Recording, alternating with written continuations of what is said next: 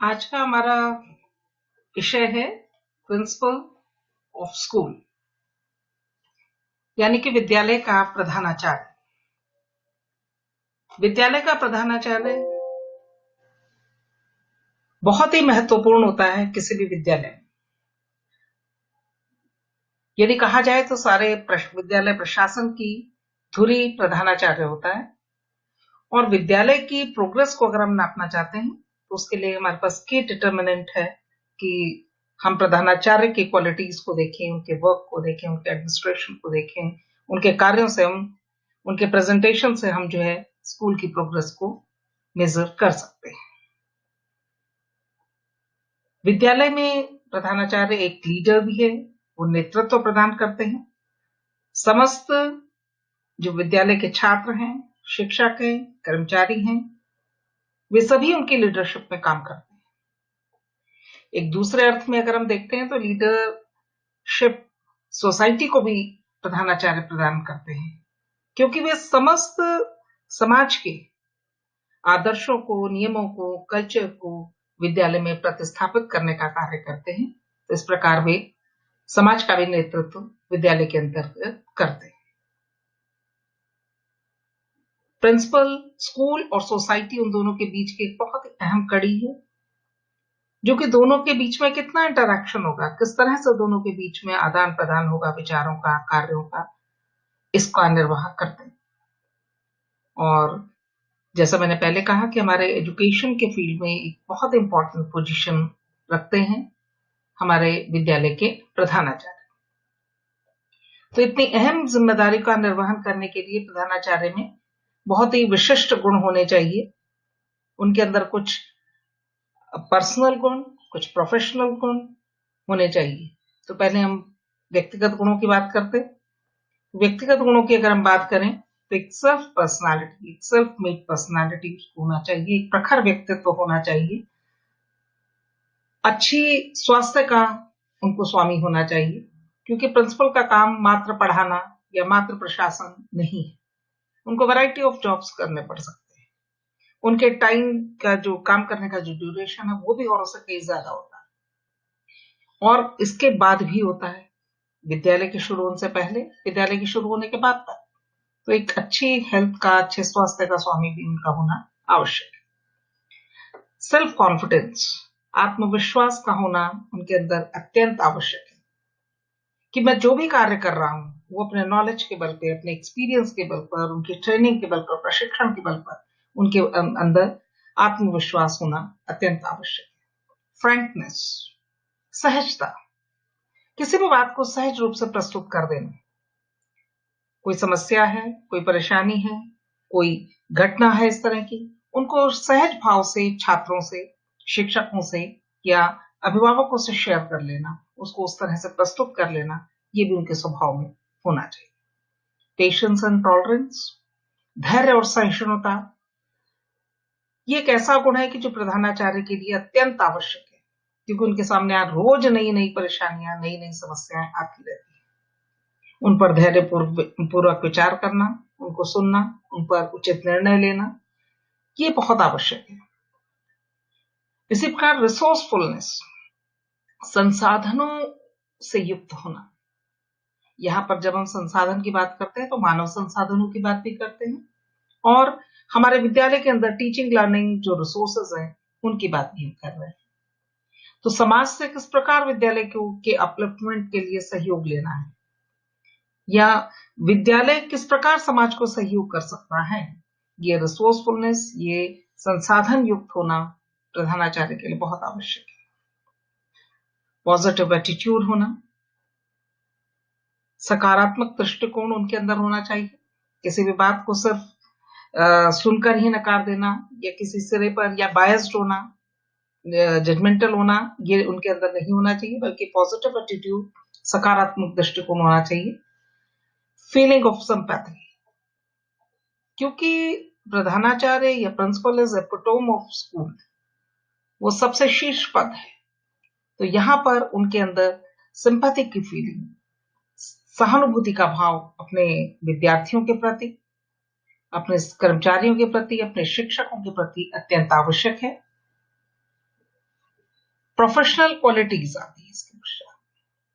अगर हम professional qualities की बात करें तो पहली चीज इन प्रोफेशन उसको होना चाहिए, उनके अंदर वो, उनके पास वो सारी डिग्रीज, वो प्रशिक्षण, वो एक्सपीरियंस, वो नॉलेज होना चाहिए जो कि एक प्रधानाचार्य बनने के लिए आवश्यक है। Desire for acquisition of knowledge, उनके अंदर एक इच्छा होनी चाहिए हमेशा नई चीज को सीखने की, ज्ञान को प्राप्त करने की, तभी वो अपने छात्रों को, अपने शिक्षकों को भी प्रेरित कर पाएंगे। हम कहते हैं टीचर इज एवर स्टूडेंट, वो एक हमेशा के लिए एक छात्र है जिसमें हमेशा सीखने की जिज्ञासा बनी रहती है। तीसरा आता है हमारे पास साइंटिफिक एटीट्यूड। साइंटिफिक एटीट्यूड का होना बहुत आवश्यक है, क्योंकि किसी भी समस्या का समाधान वैज्ञानिक तरीके से करना, उनको वैज्ञानिक तरीके से उस समस्या का समाधान करना, क्योंकि किसी भी समस्या का समाधान करने के लिए उस विषय पर गहन अध्ययन, गहन विचार विमर्श करके तभी किसी निष्कर्ष पर पहुंचना। तो एक साइंटिफिक एटीट्यूड, एक वैज्ञानिक दृष्टिकोण, किसी भी बात को बिना तथ्यों के स्वीकार न करना, ये भी एक प्रधानाचार्य में विशेषता होनी चाहिए। अ गुड लीडर, यहां पर जब हम लीडरशिप की बात करते हैं तो संपूर्ण विद्यालय को, समाज को नेतृत्व देने वाला प्रधानाचार्य को होना चाहिए। नॉलेज ऑफ चाइल्ड साइकोलॉजी, बच्चों के मनोविज्ञान की समझ प्रधानाचार्य को अवश्य होनी चाहिए, ताकि वो हर लेवल के बच्चों की, उनकी योग्यता, उनकी क्षमता, उनकी आकांक्षाएं, उनका मानसिक स्तर, उनके व्यवहार, इसको समझ सके। क्योंकि विद्यालय में नित नई प्रॉब्लम्स आती रहती हैं, छात्रों से संबंधित, छात्रों शिक्षकों से संबंधित, शिक्षकों से संबंधित। तो इस प्रकार से तरह तरह की परेशानियां उनके सामने आती रहती हैं। अगर वो चाइल्ड साइकोलॉजी के ज्ञाता हैं, जानते हैं, तो वो बच्चों के हित में निर्णय लेने में सफल होंगे। पॉजिटिव एटीट्यूड, सकारात्मक दृष्टिकोण होना, ये एक प्रधानाचार्य का बहुत बड़ा गुण है। उनको इतना सहिष्णु, इतना सकारात्मक होना चाहिए कि वो शिक्षकों की बात, कर्मचारियों की बात या छात्रों की बात को सकारात्मक रूप से सुन सकें और उन पर निर्णय ले सके, विचार विमर्श के ऊपर। Knowledge of different teaching methods, हम लोगों ने अभी कुछ दिन पहले डिफरेंट टीचिंग मैथड्स के बारे में पढ़ा था। विषय में आप लोग पढ़ रहे होंगे अपने अपने विषयों में भी। तो जितने टीचिंग मेथड्स हैं वो डिमांड करते हैं एक अलग एनवायरनमेंट की, रिसोर्सेस की, एनवायरनमेंट की और समय की। तो एक प्रधानाचार्य को अगर टीचिंग मेथड्स का ज्ञान है, उनकी रिक्वायरमेंट को जानते हैं, तो वो शिक्षकों को नए नए इनोवेटिव एक्सपेरिमेंट करने के लिए समय दे पाएंगे, रिसोर्सेस दे पाएंगे, उनको एक्सपेरिमेंट करने की परमिशन दे पाएंगे। इसलिए उनको ये सब नॉलेज होना चाहिए। रूलिंग ऑफ टाइम, उनको समय का पाबंद होना चाहिए, क्योंकि विद्यालय में जो बात हम कहते हैं, छात्र प्रत्यक्ष रूप से हमारे व्यवहार से सीखते हैं। यदि हम नियमों का पालन करते हैं, समय के पाबंद है, तो छात्र भी ऐसा करने के लिए बाध्य होते हैं। Knowledge of new methods of evaluation, हालांकि जो परंपरागत मेथड्स हमारे यहाँ चल रहे हैं इवेल्युएशन के, वो बहुत अच्छे हैं, लेकिन फिर भी ऐसे बहुत से इवेल्युएशन के नए नए मेथड्स आ गए, जैसे सीसीई, हमारा जो कॉम्प्रिहेंसिव, जो है कंटिन्यूअस इवेल्युएशन की जो मेथड आया है। तो ऐसे नए नए तरीकों से छात्रों का इवेल्युएशन करना, ताकि हम सही मूल्यांकन, सकारात्मक मूल्यांकन कर सके, कंटिन्यूअस इवेल्युएशन कर सके। तो इनका नॉलेज अगर उनको होगा तो वो नए नए मेथड्स को अडॉप्ट करेंगे और छात्रों में भी हम सीखने के व्यवहार को ज्यादा विकसित कर पाएंगे। नॉलेज ऑफ डिफरेंट सब्जेक्ट्स, उन्हें विभिन्न विषयों का ज्ञान होना चाहिए। अपने विषय के अतिरिक्त, जिसमें उन्होंने डिग्री ली है, उसके अतिरिक्त प्रशिक्षण या और बहुत से सर्टिफिकेट कोर्सेज, ट्रेनिंग्स, एक्सपीरियंसेस विद्यालय में उन्होंने काम किया हो, तो ये सारे डिफरेंट एक्सपीरियंसेस, डिफरेंट जो उनके वो हैं, ये उनके पास होनी चाहिए, जिससे कि वो विद्यालय में अच्छा कंट्रीब्यूट कर सके। तीसरा आता है हमारे पास सोशल क्वालिटी, सामाजिक गुण। नॉलेज ऑफ साइंटिफिक कल्चर, उनको वैज्ञानिक संस्कृति का ज्ञान होना चाहिए। समाज में कोई भी काम विद्यालय के अंदर करते हैं, हम जॉन डीवी ने कहा कि विद्यालय या school is a miniature society. विद्यालय के अंतर्गत जो भी कार्य हम करते हैं वो हमारे समाज की संस्कृति का एक छोटा प्रतिरूप होता है।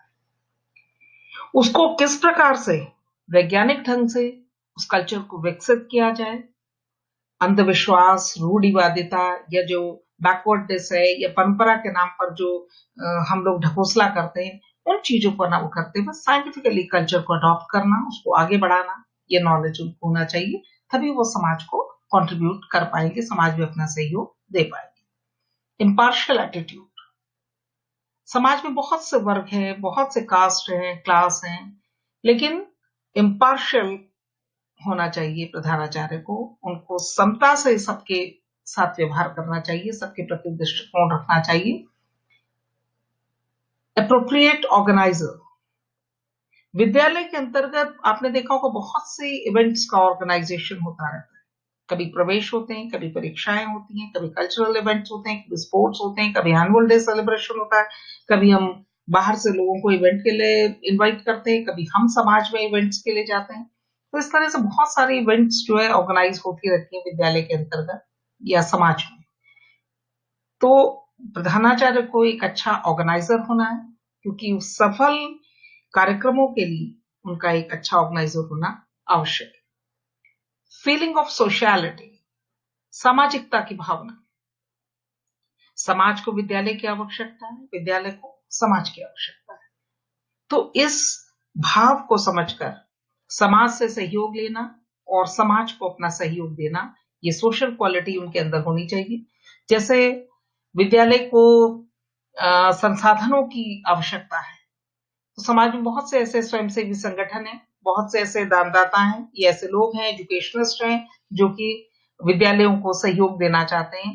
तो उनमें ये क्षमता होनी चाहिए कि वो समाज से इस प्रकार के सहयोग ले सके और विद्यालय को समृद्ध बना सके, प्रॉस्पेरस बना सके, संसाधनों से युक्त बना सके। इसके बाद आती है हमारी ड्यूटीज ऑफ प्रिंसिपल।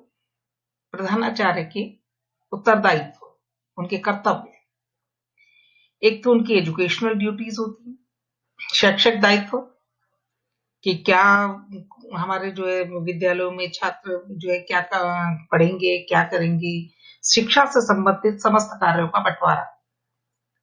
दूसरा, ड्यूटीज रिलेटेड टू करिकुलम, हमारे पाठ्यक्रम से संबंधित उनके कार्य, कि पाठ्यक्रम कौन से कक्षाओं के रहते, तो पाठ्यक्रम हमारे सेंट्रल बोर्ड या हमारे स्टेट बोर्ड्स निर्धारित करते हैं, किंतु उन पाठ्यक्रमों को किस प्रकार से एग्जीक्यूट किया जाएगा, किस तरह से ट्रांजैक्ट किया जाएगा करिकुलम को, ये ड्यूटी प्रधानाचार्य की है।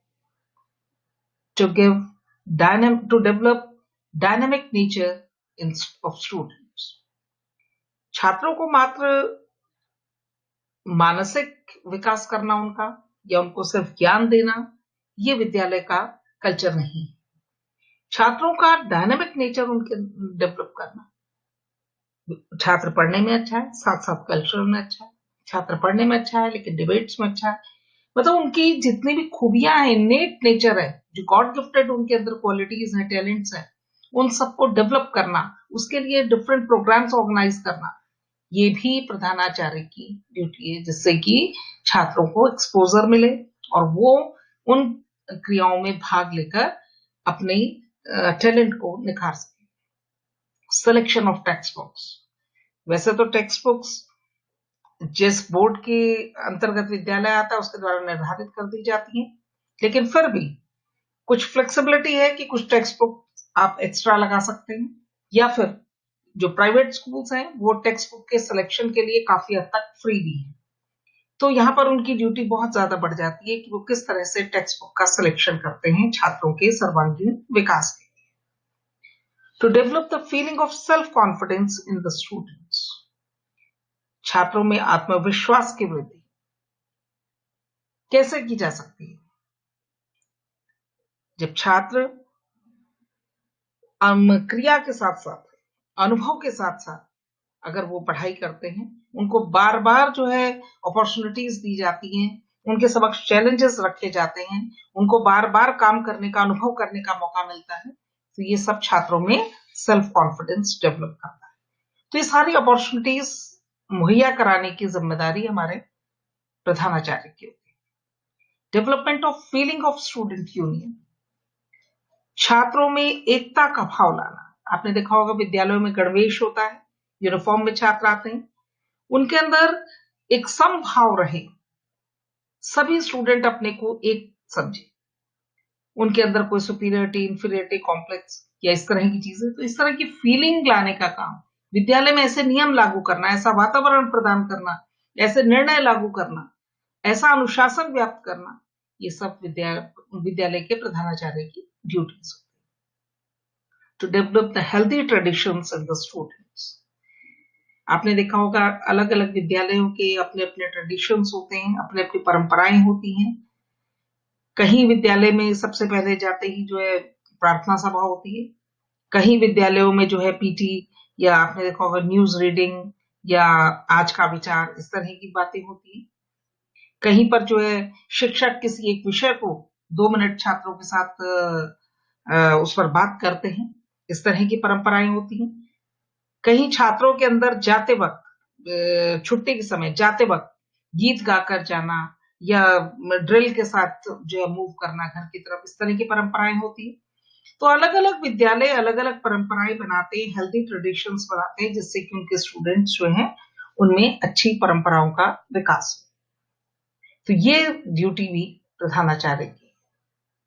Duties of related to teaching, शिक्षण से संबंधित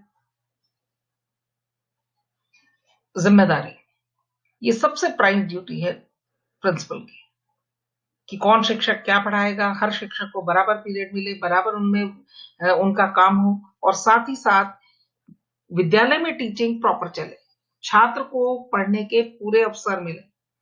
यदि कोई नहीं आता है शिक्षक विद्यालय, वो अनुपस्थित है, तो उसके स्थान पर कौन शिक्षक कहा जाएगा, किस तरह से अरेंजमेंट होगा। तो टीचिंग की अरेंजमेंट की पूरी जिम्मेदारी प्रधानाचार्य की होती है। इसके बाद हमारे पास आता है duties of school management. School विद्यालय की को मैनेज करने की ड्यूटी, वर्क का डिवीजन करना, सब में कार्य का विभाजन करना, शिक्षकों में, कर्मचारियों में, छात्रों में किस प्रकार से कार्यों का विभाजन होगा, ये ड्यूटी भी हमारे प्रधानाचार्य की होती है। Formulation of time table, time table का फॉर्मुलेशन करना, ताकि सभी शिक्षकों में बराबर डिवीजन हो सके काम का, ये जिम्मेदारी भी जो है प्रधानाचार्य की है। Arrangement of physical health and education, छात्रों का मानसिक के साथ साथ शारीरिक विकास हो, फिजिकल हेल्थ और एजुकेशन का, फिजिकल हेल्थ और फिजिकल एजुकेशन का किस तरह से विद्यालय में अरेंजमेंट किया जाए, ये जिम्मेदारी, ये ड्यूटी भी प्रधानाचार्य की होती है। वो कैसे इसको मैनेज करेंगे अलोंग विद द टीचिंग, शिक्षण के साथ साथ किस तरह से खेल के पीरियड लगाए जाएंगे, कैसे बच्चों को खेल के समय दिया जाएगा। डिसिप्लिन एंड कैरेक्टर कंट्रोल, छात्रों में अनुशासन और चरित्र का विकास करना, इस सब को नियंत्रित करना, ये भी प्रधानाचार्य का कार्य है, कि छात्रों में कैसे चरित्र का निर्माण किया जाए। इसके बाद आती है हमारी contact duties, contact to teachers and other workers. प्रधानाचार्य को शिक्षकों और शिक्षणेतर कर्मचारी या जो और कर्मचारी हैं उनके साथ हमेशा संपर्क बनाए रखना चाहिए, क्योंकि विद्यालय की नींव शिक्षकों और कर्मचारियों के द्वारा ही रखी जाती है। इसलिए उनके संपर्क में रहना, उनकी समस्याओं को सुनना, उनकी समस्याओं को हल करना, ये भी प्रधानाचार्य की एक विशेष उत्तरदायित्व या ड्यूटी है। कॉन्टेक्ट टू स्टूडेंट्स, छात्रों के संपर्क में रहना, छात्रों में जैसे आपने देखा होगा शिकायत पेटिकाएं बना दी जाती है विद्यालय में, या समय नियत कर दिया जाता है कि इतने से इतने बजे के बीच यदि कोई छात्र मिलना चाहता है तो मिल ले। तो इस तरह से कुछ जरिए बनाए जाते हैं कि छात्र और प्रधानाचार्य में भी संपर्क बना रहे और उनको फीडबैक मिलता रहे। कॉन्टेक्ट टू पेरेंट्स, एक ड्यूटी है उनकी कॉन्टेक्ट करने की पेरेंट्स को। एक तो स्टेक होल्डर्स के साथ अगर हम संपर्क बनाए रखते हैं तो हमें समाज में होने वाली चीजों की जानकारी मिलती है। दूसरा, अभिभावक जो है वो छात्र 6 घंटे अगर विद्यालय में गुजारता है तो 18 घंटे अपने घर में गुजारता है। उस छात्र के बारे में यदि हम कोई परिवर्तन लाना चाहते हैं, उसमें कोई सुधार लाना चाहते हैं, या छात्र को लेकर कोई प्रयोग करना चाहते हैं, कभी छात्र पढ़ते नहीं है, होमवर्क नहीं करते, कोई कार्य नहीं करते, तो उसके लिए आपको पेरेंट के साथ कांटेक्ट में रहना बहुत आवश्यक है। तो इस तरह से पेरेंट से भी उनको कांटेक्ट करना या कांटेक्ट बनाए रखना, ये भी उनकी ड्यूटी है। जैसे साल में एक मीटिंग बुला ली, बोर्ड के एग्जाम से पहले मीटिंग बुला ली, या कोई विशेष, जैसे समय कोरोना काल आया तो छात्रों में से अगर आपने वो करना तो कांटेक्ट आपने पेरेंट से बनाया और कहा कि देखिए अपने छात्रों की सुरक्षा करो, घर में रहो, ये कुछ, तो प्रधानाचार्य की तरफ से एक मैसेज चला जाता है, हर टीचर की तरफ से नहीं जाता मैसेज। इसी तरह कांटेक्ट टू सोसाइटी, समाज से संपर्क बनाए रखना, क्योंकि आखिर हम जो भी पढ़ रहे हैं, लिख रहे हैं या तैयारी कर रहे हैं, ये समाज में जाने के लिए कर रहे हैं। हम पढ़ लिख कर समाज का एक अहम हिस्सा बनने वाले हैं। तो समाज में क्या हो रहा है इसकी जानकारी विद्यालय को अवश्य होनी चाहिए, और साथ ही साथ विद्यालय में होने वाली हर प्रक्रिया को समाज को भी जानना चाहिए। विद्यालय ओपन होने चाहिए, ओपन एक्सेसिबल होने चाहिए। ऐसा नहीं होना चाहिए कि विद्यालय के अंदर क्या चल रहा है छुपा, ऐसा कुछ नहीं है।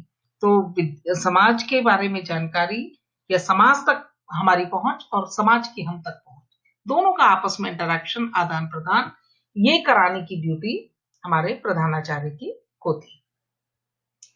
इसके बाद हमारे प्रधानाचार्य के जो एक और फंक्शंस आते हैं वो इंस्पेक्शनल फंक्शंस। मैंने अभी पहले भी कहा था कि वो एपिटोम है हमारे स्कूल के, लेकिन साथ साथ मैनेजर भी हैं, तो उनकी मैनेजमेंट ड्यूटीज हमने पढ़ी।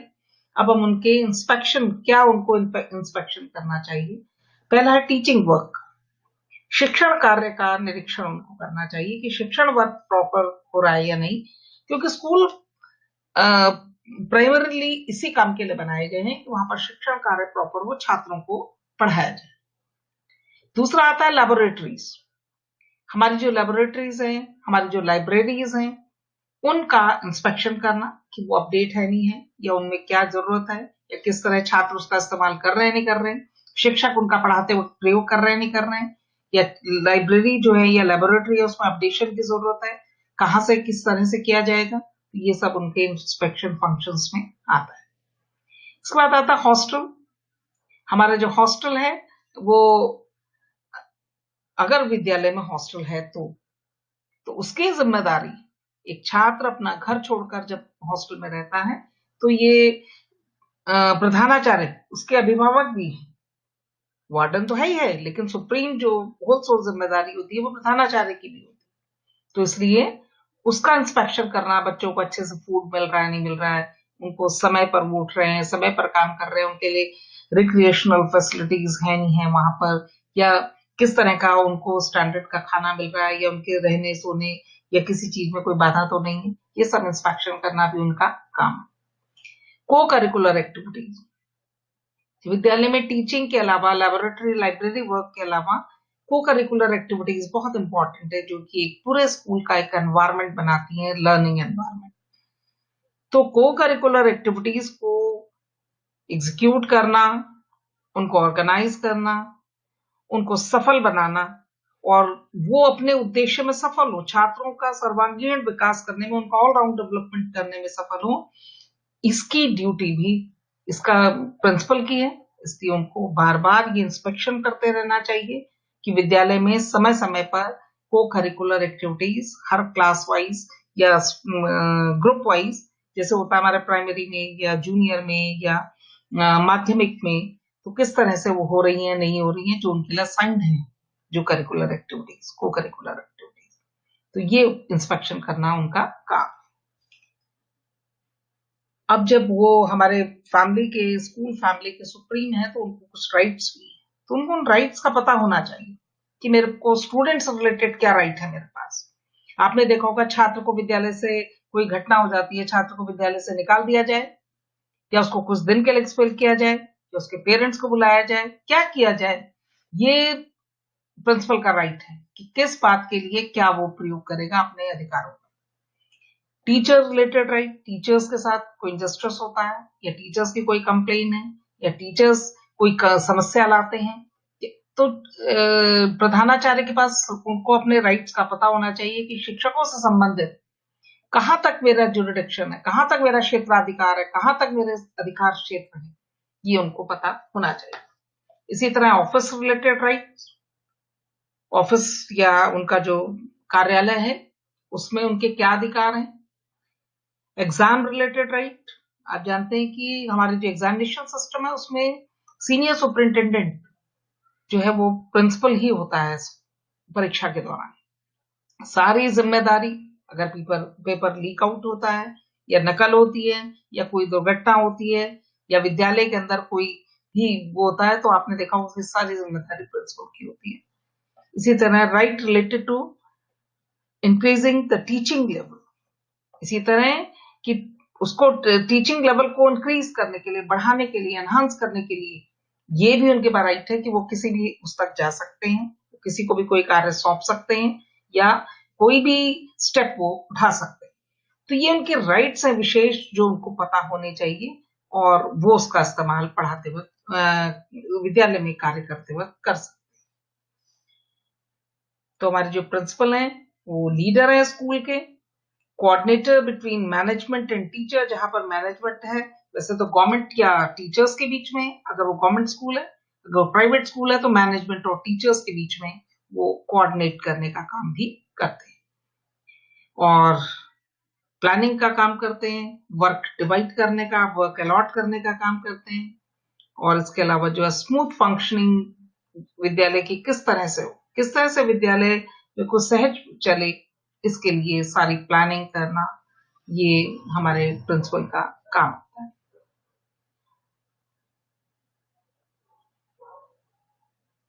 Behaviour related approach of principal, व्यवहारिक जो उनकी अप्रोच है प्रिंसिपल की वो किस तरह की होनी चाहिए। इमोशनल अलूफनेस, प्रधानाचार्य को कभी भी बहुत इमोशनल या बहुत भाव प्रधान नहीं होना चाहिए, जो छोटी छोटी बातों में भावुक हो जाएं या ऐसे निर्णय ले लें या गलत डिसीजन ले लें, बल्कि उनको इमोशनली स्ट्रांग होना चाहिए। उनको बिल्कुल कहना चाहिए जैसे कि भावावेश में आकर कोई निर्णय न लेना, बल्कि अपने भावों पर नियंत्रण रखने वाला और कठोर होना चाहिए। Emphasis on production,